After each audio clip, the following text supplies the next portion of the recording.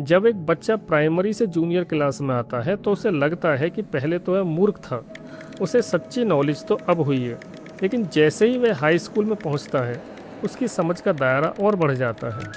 अब वह न केवल अपनी पढ़ाई बल्कि अपने दोस्तों की चालबाजियों और चालाकियों को भी समझने लगता है। उसे दिखने लगता है कि कौन उसका भला चाहता है और कौन उसे केवल इस्तेमाल कर रहा है। उस समय उसे लगता है कि सच्चा ज्ञान तो मुझे अब मिला है। यही सिलसिला तब भी चलता है जब वह इंटरमीडिएट या ग्रेजुएट क्लासेज में आता है। अब वह लोगों की हिडन थिंकिंग को पढ़ने लगता है। उसे अपने पेरेंट्स, टीचर्स और क्लासमेट्स के मन में चल रही बातों का एहसास होने लगता है।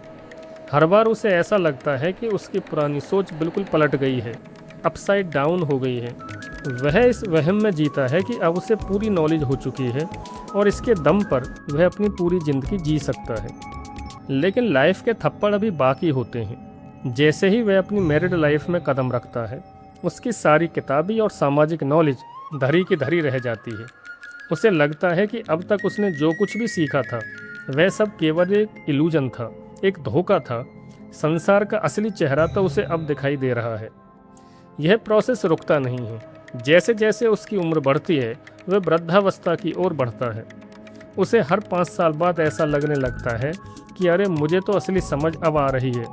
लेकिन जीवन का सबसे बड़ा पैराडॉक्स यह है कि मौत के करीब पहुंचते पहुंचते आदमी यह बिलीव करना ही बंद कर देता है कि उसे कुछ पता भी है।